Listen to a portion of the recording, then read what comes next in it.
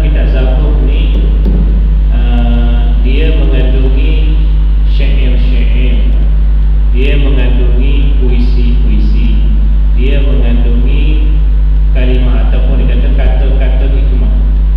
Dia tak banyak hukum dalam tu, dia banyak syair-syair, dia banyak kata-kata hikmah, nasihat-nasihat, gurindam-gurindam dalam kitab Zabur. Baik. Dan juga selain daripada kitab, Allah Ta'ala turunkan disebut sebagai suhuf. Suhuf ni, kalau kitab ni mana kita sebut sebagai buku. Ada juga yang dalam bentuk suhuf. Suhuf ni helaian-helaian, beberapa helaian-helaian. Ada Nabi yang menerima 30 suhuf atau 30 helaian. Tak diturunkan, tak diberikan kitab, tetapi diberikan suhuf, iaitu helaian-helaian yang diterima daripada Allah Subhanahu wa ta'ala. Baik. Wa fi Zabur, di dalam kitab Zabur, auhallahu ta'ala ila Daud alaihi salam, Allah Ta'ala telah mewahyukan kepada Nabi Daud alaihi salam, annal aqil al-hakim la yakhlu min arba'i sa'atin. Ini bukan hadis, ni adalah sebagaimana ada dalam kitab Zabur. Kitab Zabur dia bahasa salah satu bahasa daripada Yahudi, Ibrani. Annal aqil al-hakim la yakhlu min arba'i sa'atin.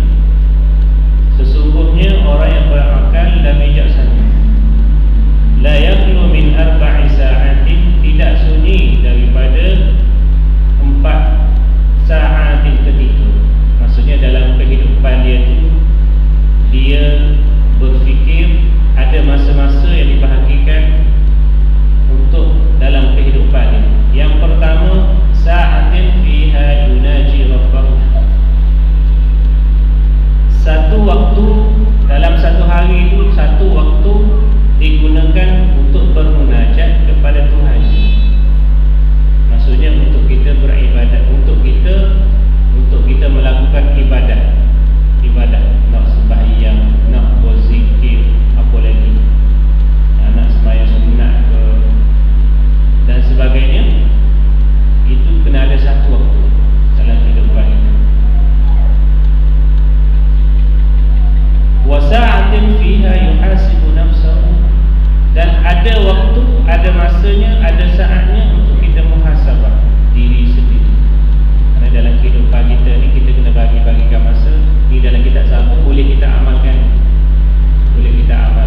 dalam kehidupan kita. Satu hari untuk kita mengabdikan diri. Munajat ni, maksudnya munajat ni kita berbisik, ataupun kita, kalau istilah orang muda ni, bercinta dengan Allah, nak berbisik, nak menyebut nama dia, nak berzikir, nak sembahyang, nak apa. Maknanya masa untuk kita bersama dengan Allah Subhanahu wa ta'ala, ada masa dalam satu hari. Yang kedua, wasa'atin fiha yuhasibu nafsahu, dan ada masa dan ketikanya untuk muhasabah diri. Yang kita sebut, tengok diri sendiri, muhasabah diri, sejauh mana ibadah kita, sejauh mana amalan kita, sejauh mana, banyak mana dosa yang pernah kita lakukan. Muhasabah diri, kena ada masa-masa. Wasa'atin yamshi fiha ila ikhwanihi alladhi yukhbirunahu bi'uyubih. Ada satu waktu untuk kita berjalan padanya dalam kehidupan kita, ila ikhwanihi, kepada saudara-saudara, atau kita kata sahabat-sahabat, saudara Islam kita contohnya. Alladhina yukhbirunahu bi'uyubih, mereka yang memberitahu, yang menyebut-nyebut keburukan kita.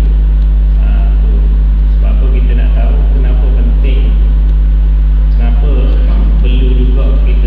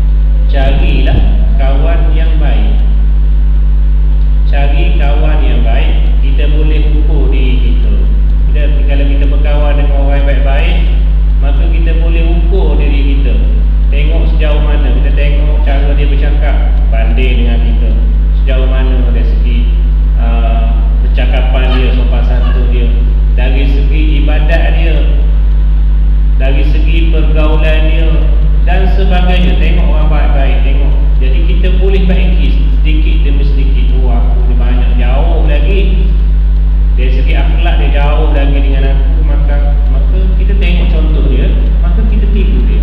Itu cara nak berubah. Kalau nak berubah, niat nak berubah, mula-mula tadi cari guru mursyid. Kalau tak ada guru mursyid, cari kawan yang baik yang boleh bantu kita. Banyak kawan baik, dia boleh juga bagi tunjuk ajar pada kita bagaimana cara kita boleh ambil nasihat dia, boleh ambil pandangan dia dan sebagainya. Penting kawan yang baik. Nombor 3 ialah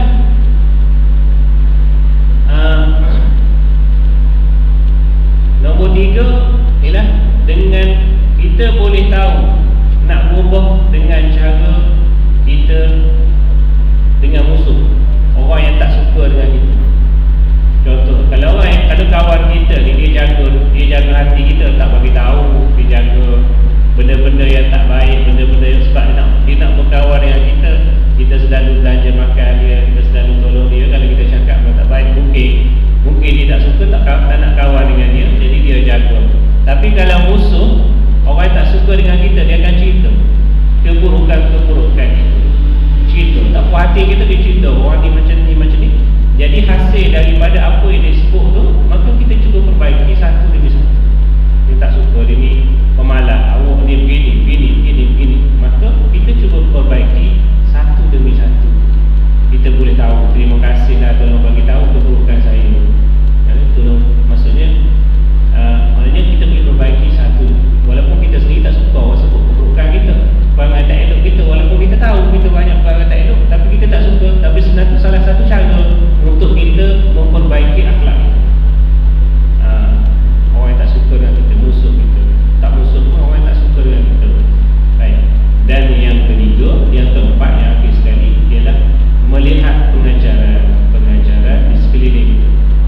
Kita boleh tengok orang ni kalau buat macam ni, akhir sekali dia jadi macam ni. Masa muda-muda hidup dia macam ni, jadi kita tengok hari tua dia hidup dia macam ni. Jadi kita jadikan dia itu sebagai sebagai pengajaran untuk kita. Di situ kita dapat perbaiki. Ni orang ni kenapa orang tua ni jadi macam ni? Masa muda dia hidup dia begini. Jadi kita pun aku tak boleh buat macam tu, nanti aku jadi sama macam dia lah. Ataupun kita tengok orang lain, orang tengok orang ni macam ni, kenapa orang ni jadi macam ni? Sebab masa muda dia macam ni. Maka daripada situlah kita dapat belajar. Itu 4 perkara yang boleh kita gunakan untuk kita memperbaiki diri kita. Nombor 1 sekali yang terbaik, guru mursyid lah. Tapi sukar nak dapat. Guru mursyid boleh jadi ayah kita sendiri, boleh jadi kawan kita, siapa-siapa lah. Baik. Jadi dia kata dalam Allah Ta'ala wahyukan kepada Nabi Daud, kena ada satu masa pergi berjalan ziarah orang yang yukhbiruna, orang yang tidak suka kepada orang yang memberitahu tentang keaiban atau keburukan. Tujuannya nak tahulah. Wasa'atin fiha yuqalli baina nafsihi wa baina ladzatiha. Wasa'atin fiha yuqalli baina nafsihi wa baina ladzatiha halal. Satu masa, ada satu masa yang kita yukhalli, maksudnya kita bersendirian, bersunyi-sunyi di antara diri kita dengan perkara-perkara yang halal. Maksudnya perkara-perkara yang lazat tapi halal. Maksudnya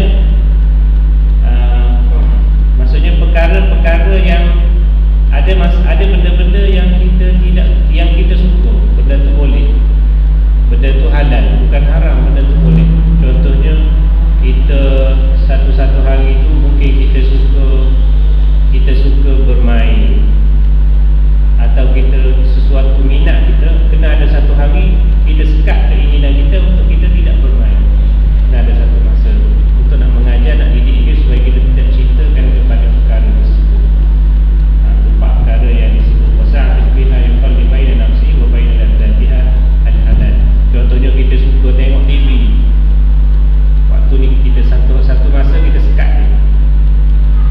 suka, contoh waktu pagi kita suka benda ni, maka kita sekat dia, kita buat benda yang lain. Kita tukar kepada perkara yang lain, perkara ibadat kepada Allah Subhanahu wa taala.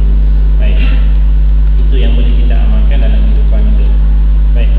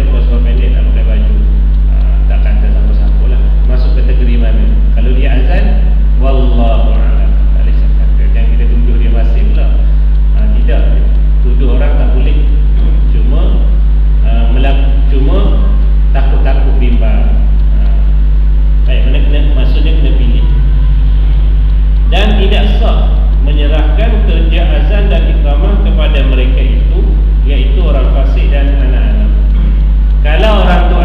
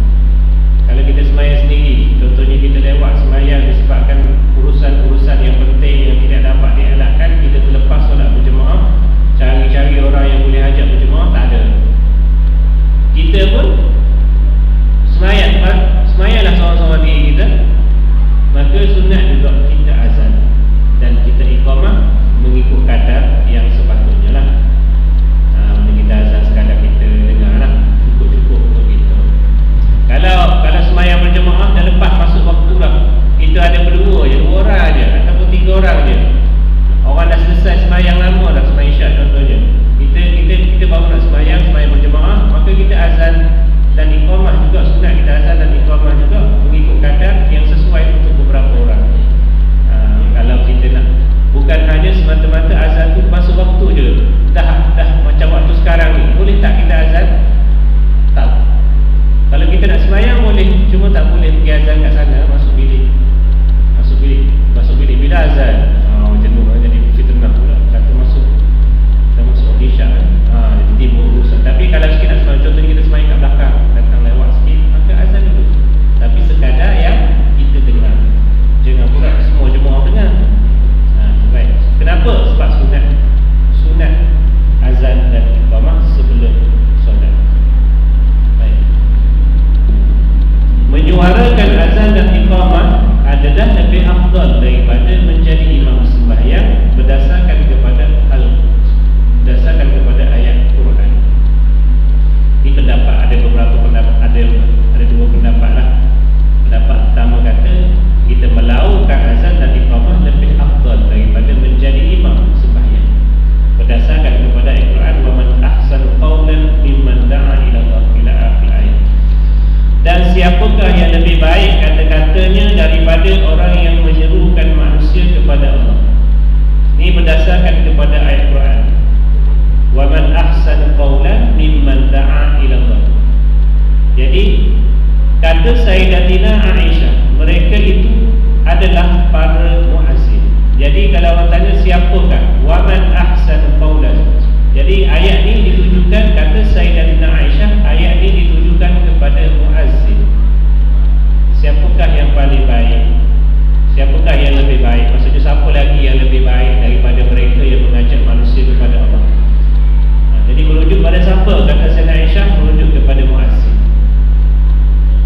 Sebab tu dia kata azan, menyuarakan ataupun melakukan azan dan iqamah itu lebih afdal daripada menjadi imam berdasarkan kepada ayat Al-Quran dan juga pandangan Aisyah radhiyallahu anha. Baik. Dan ada qaul yang menyatakan menjadi imam itu adalah lebih afdal daripada keduanya. Ada juga qaul, bila qaul ni ada pandangan, qaul ni pandangan yang mengatakan bahawasanya imam itu lebih afdal daripada orang yang azan dan iqamah. Ada juga pendapat kata azan imam tu lebih afdal daripada Bilal lah, kita kata. Ada juga pendapat, ada alasan masing-masing lah. Bilal dan muazzin ataupun orang yang mengazankan, melakukan azan dan iqamah tu kerana berdasarkan kepada ayat tadi.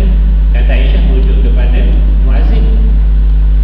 Pak imam pula sebab kelebihan dia, mengimamkan solat tu, dan kedudukan dia lebih baik daripada muazzin dari sudut-sudut tertentu. Baik, kesimpulannya dua-dua baiklah. Cuma mana lebih baik? Ada kata baik yang ni, ada kata baik yang ni. Baik. Tambahan tentang dakwah dinaskan dalam tafsir Al-Khazin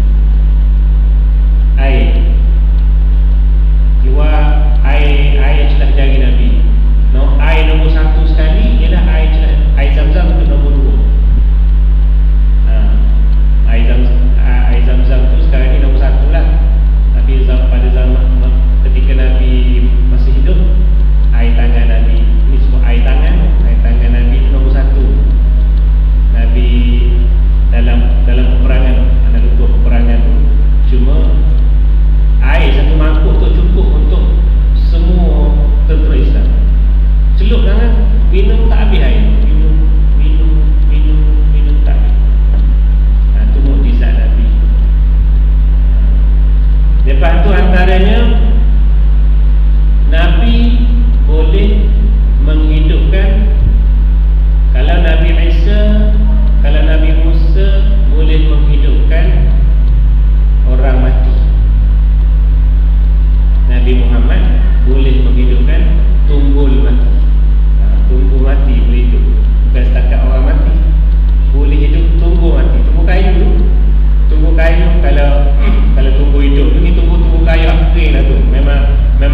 Memang kita bakar api je lah, memang tak hidup lah. Kalau tunggul yang tu mungkin boleh hidup lagi, tunggul lagi kan. Ni dah tunggul mati. Boleh hidup macam mana? Ada seorang Arab nak test Nabi, nak tunjuk mana mukjizat. Dia kata gini, tunggul kayu, pergi bagi tahu dia Muhammad Rasulullah nak jumpa. Muhammad Rasulullah nak jumpa dia. Jadi tunggul kayu tu pergi, tunggul kayu tu berjalan di sujud pada Nabi. Suruh bagi tahu dia pergi. Maksudnya itu mukjizat Nabi. Nak suruh orang Arab Badui itu beriman kepada Allah. Nak tunjuk orang. Kalau kita nak suruh mana mukjizat awak, memang tak ada lah. Orang nak suruh beriman kepada Islam, nak beriman kepada Allah, maka nak perlu kepada mukjizat. Nak mengajak manusia tunjuk mukjizat. Tunggu kayu boleh hidup berjalan. Kalau kita lari tunggu kayu kan? Maknanya kehebatan Nabi. Tu bukan setakat. Dia banyak lagi Nabi boleh belah bulan. Bukan belah sungguh. Orang kata ada mungkin dalam surah naik atas boleh tengok kesan katanya. Tapi itu salah satu mukjizat belah bulan. Itu mukjizat Nabi, martabat para Nabi. Nabi Musa kalau kita tengok tongkat boleh jadi ular. Masa kita baca sejarah Nabi Musa dia berlawan sihir dengan ahli sihir Firaun. Akhir sekali ahli sihir Firaun beriman kepada Allah. Kerana dia tengok kebenaran. Dia kenapa sebenarnya ahli sihir kan dilempar tali-tali jadi ular. Lepas tu Nabi Musa lempar tongkat jadi ular besar, telan makan tali-tali itu. Lepas daripada tu pula ahli sihir itu beriman kepada Tuhan Musa, beriman kepada Allah, kerana dia melihat mukjizat Nabi Musa alaihissalam. Kenapa? Sebenarnya ular tu pada pandangan mata orang ramai, tali tu pada pandangan mata orang ramai tu nampak ular. Di mata disihir, hakikatnya dia masih tali. Ahli sihir tu nampak tali, tapi orang ramai ni nampak ular. Orang ramai nampak lempar tali jadi ular. Sebab disihir. Orang ramai disihir. Dia tak nampak kebenaran, dia nampak ular. Hakikatnya macam kita lah. Kita orang yang kena sihir atau kena syaitan, dia nampak benda lain. Ada orang kena sihir. Contoh yang pergi Sabah, naik benda tu dekat dahi, terdengar. Pakai suara dalam terbalik je kan. Ada pesan kalau pakai suara dalam terbalik, takut kena sihir. Nampak benda tu naik atas dahi. Ada kita dengar, kita baca, ataupun kita dengar kisah-kisah orang pergi mengajar kat sana kan. Itu sebenarnya sihir, tak nampak. Cuma kita yang nampak, sebab kita disihir. Hakikatnya benda tu tak ada. Sama juga tadi, ahli sihir dia buang tali tadi, dia sendiri memang nampak tali, tapi orang ramai nampak ular. Tetapi Nabi Musa AS bila dia balik tongkat jadi ular sungguh. Maksudnya ahli sihir nampak ular makan tali, orang ramai nampak ular besar makan ular-ular kecil. Oleh sebab itulah ahli sihir beriman kepada Allah. Itu disebut mukjizat. Ini martabat dakwah kepada Allah yang paling hebat sekali. Dengan hujahnya, dengan kenyataannya. Kalau hujah, tengok Nabi Ibrahim. Nabi Ibrahim dengan Raja Namrud semua itu berhujah. Bukti-bukti yang lain itu cara dakwah dia. Baik.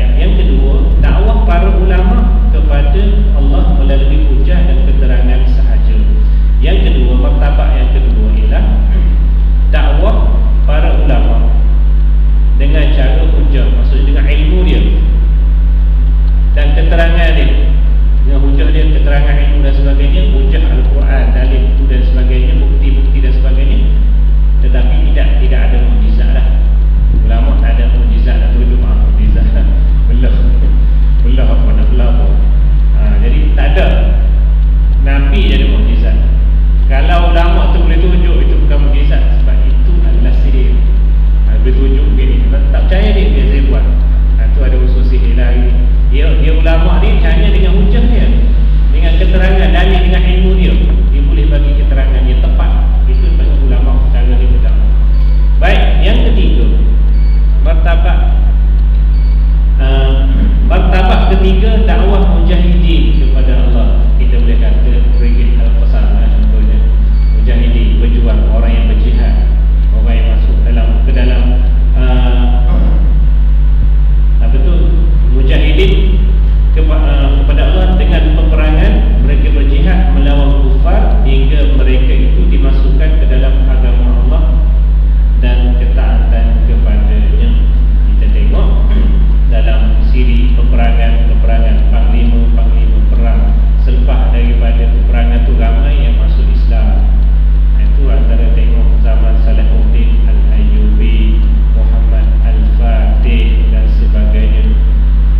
Kehebatan mereka itu, dia tak guna hujah, dia tak guna keterangan, tapi guna pedang, guna peperangan. Akhir sekali orang masuk ke dalam Islam. Salahuddin Al-Ayyubi, orang barat kaji sampai hari ni teknik peperangan dia macam mana boleh menang. Muhammad Al-Fatih macam mana boleh menang? Boleh naik, boleh melayarkan armada di darat ke tengah laut. Dilacak macam mana? Armada ni bukan kapal, armada ni besar. Dan masjid kita besar dia lagi. Armada ni Islam boleh buat sampai ribu-ribu orang dalam atas kapal tu. Besar, boleh dilayarkan atas darat, naik atas bukit 7 bulu. Dengan cara mana? Sampai hari ni tak boleh nak fikir. Tak boleh nak fikir. Salahuddin Al-Ayyubi, dia menang. Antara sebabnya ialah pedang dia. Pedang dia ni, saintis barat dia kaji. Pedang dia ni diguna teknologi apa? Teknologi nano. Pedang dia ni lembut, lepas tu boleh potong besi. Lebih hebat daripada pedang samurai. Dia besi diguna tu, cantuman hasil buatan itu dia buat, dia boleh potong besi. Kalau setakat pagar masjid kita tu senang-senang, dia sambil-sambil senyum boleh potong. Pedang dia tu, kalau pisau kita memang tak luk besi. Mantap dia punya molekul dalam besi tu sehingga boleh potong besi. Potong besi tu.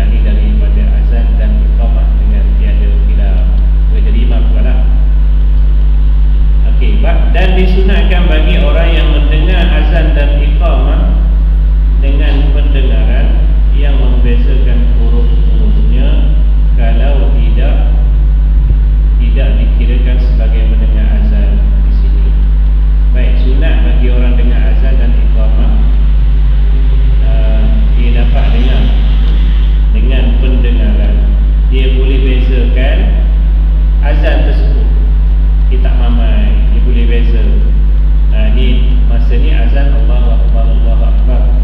Masa ni dia mengucap dua kalimah syahadah, asyhadu an la ilaha illallah wa asyhadu anna Muhammadar Rasulullah.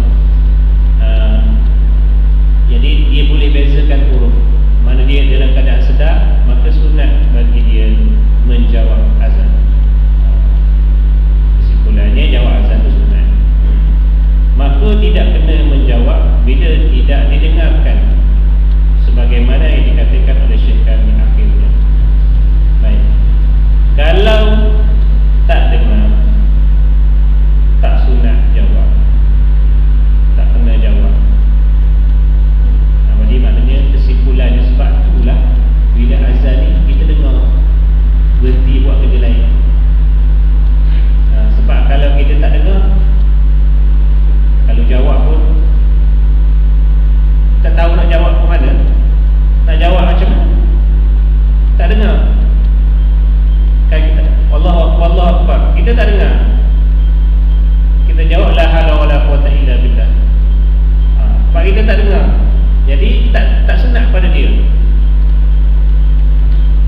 Jadi bila dengar azan, bila kita dengar azan, maka disunatkan supaya kita dengar sungguh-sungguh dan kita jawab apa yang disebut oleh diulang perkara yang sama, kecuali pada hayya 'alas solah, hayya 'alas la haula wala quwwata illa billah. Tu yang lain tu sama. Ada kali bila sebut asyhadu an la ilaha illallah, kita pun asyhadu an la ilaha illallah, sama. Sebab tu dengan syarat kita dengar. Sunat kita menjawab, dengan syarat kita mendengar, dan kita tahu beza huruf-huruf.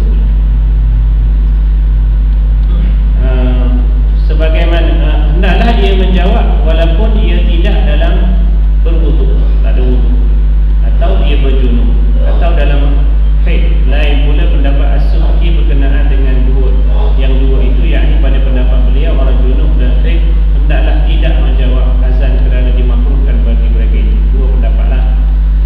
Pendapat Syekh kami itu, maknanya Imam Syafi'i, dia kata sudah jawab walaupun datang haid, orang yang ada wuduk, ataupun orang yang dalam keadaan junub, ataupun perempuan yang datang haid, sunat jawab. Tapi ada pendapat dalam mazhab Syafi'i juga, As-Subki nama dia kata makruh jawab. Makruh jawab.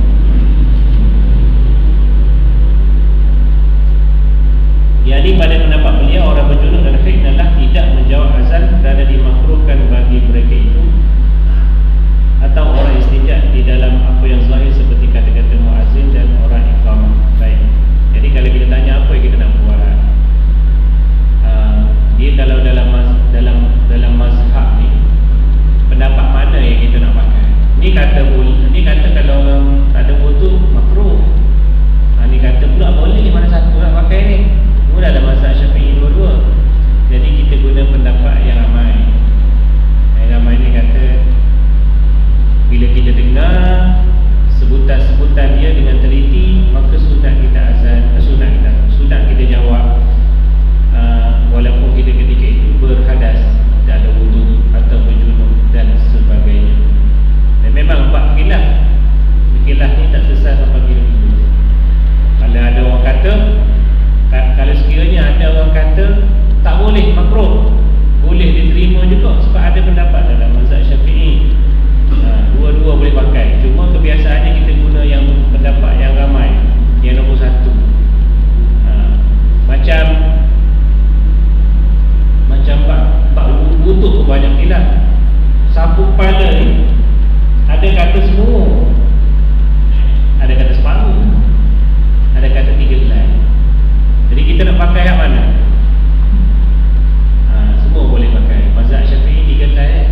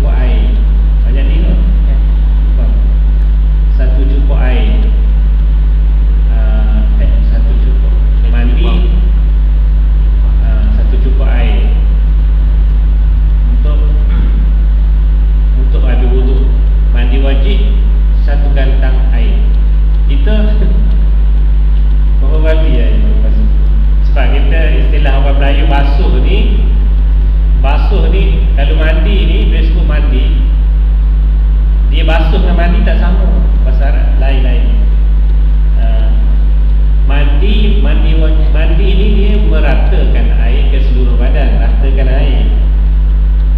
Kalau kita sebut mandi, cara kita tu lah air baru mandi. Sebab tu dia, kenapa Nabi boleh guna air sedikit, kita guna air banyak untuk mandi wajib? Kerana dari segi kefahaman kita, mandi ialah meratakan air ke seluruh badan, tak mesti siram air satu mandi. Tapi orang kita sebut bila mandi ambil air, tak tahu banyak mana. Sebab tu banyak air yang membazir.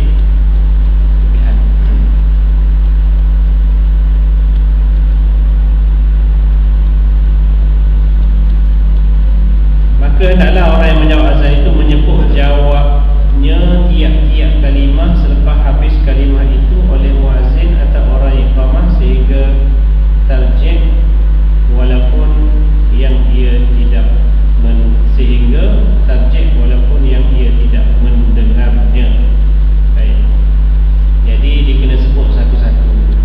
Walaupun mungkin ada yang tarjih ni, maksudnya tarjih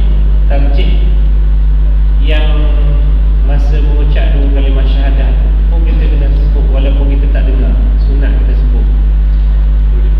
Misal kata sebelum daripada dia Bilal atau muazzin laungkan azan asyhadu an la ilaha illallah, ditarjih dulu, iaitu bunyi yang sebelah asyhadu an la ilaha illallah, lepas tu baru dia laung.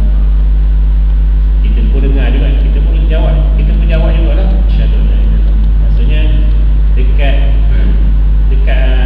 waktu dua kalimah syahadah tu dua kali lah kita jawab.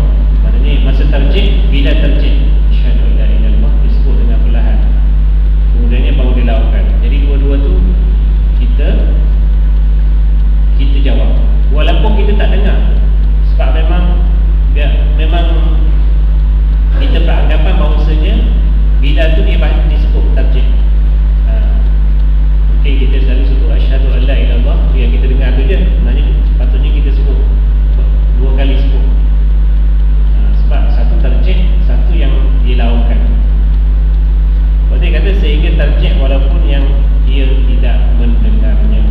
Dan kalaulah seorang itu mendengar sebahagian daripada azan adalah yang menjawab azan itu dan juga menjawab bahagian yang tidak, yang wallahu a'lam. Sama sekali ke depan hujung minggu ni.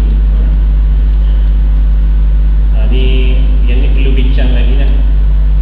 Perkara ni tentang jawab ni kita akan bincang lebih detail. Cuma untuk minggu ni, untuk hari ni, malam ni, kita akan sebut secara umum, secara ringkas.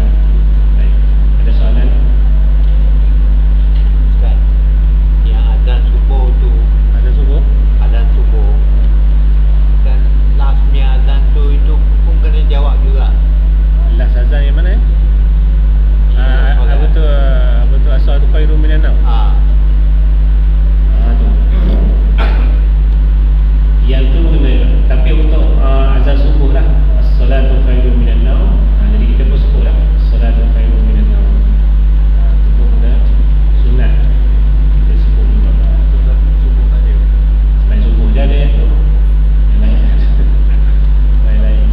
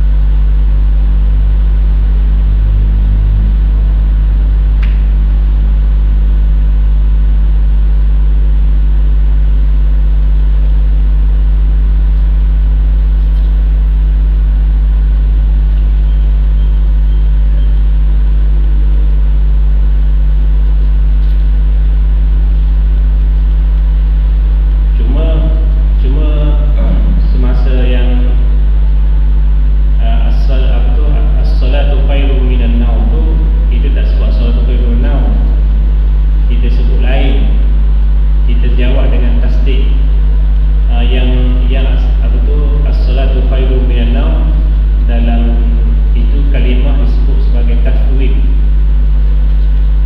Tathwib nama dia sebenarnya dalam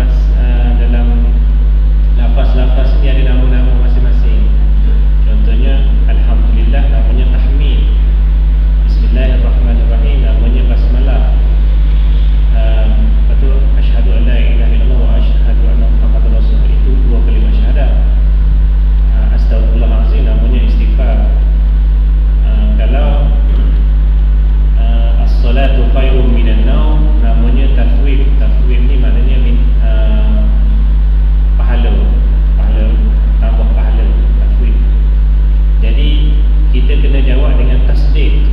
Tasdik maknanya membenarkan. Kita tak sebut salatu khairum minan naum, kita sebut sadaqta wa bararta. Sadaqta maknanya betul lah yang awak sebut tu.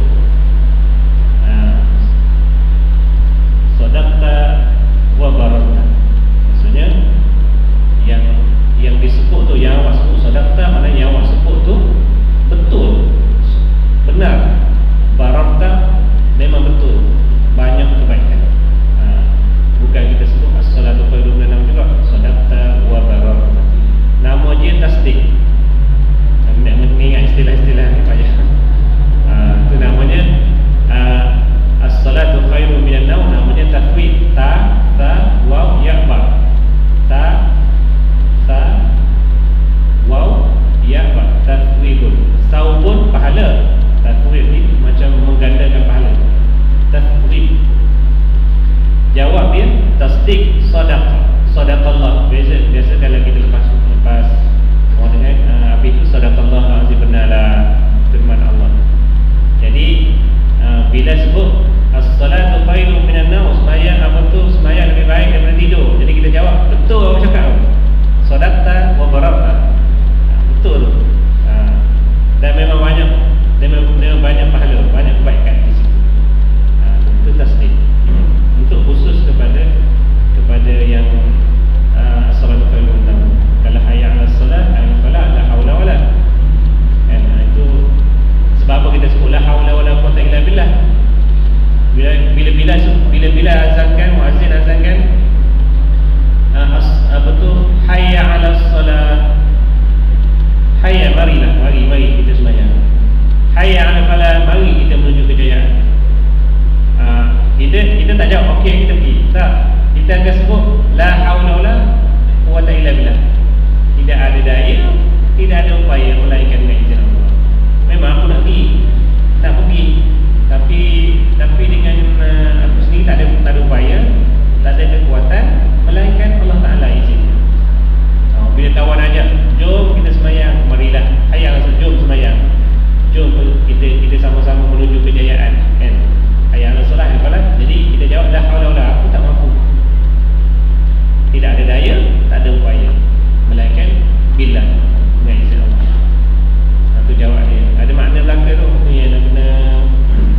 Jadi insya-Allah pada minggu hadapan, pada masa akan datang, kita cuba bincang berkenaan dengan kaedah-kaedah ataupun cara-cara nak jawab azan. Nah, macam ni nak jawab. Kita yang penting pada kita ialah kita tahu pengertian dia bahawa seseronok.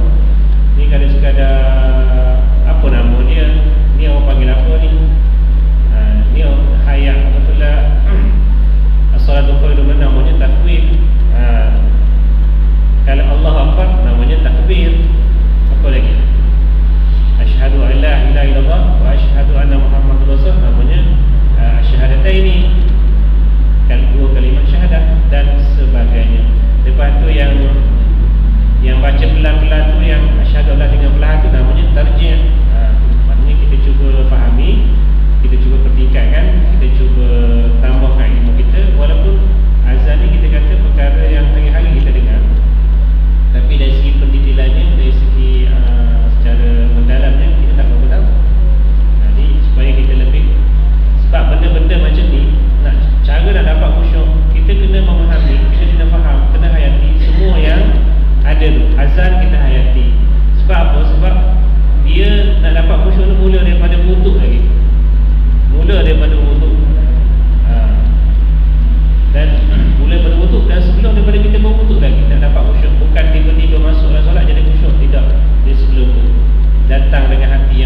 bersihkan hati dulu.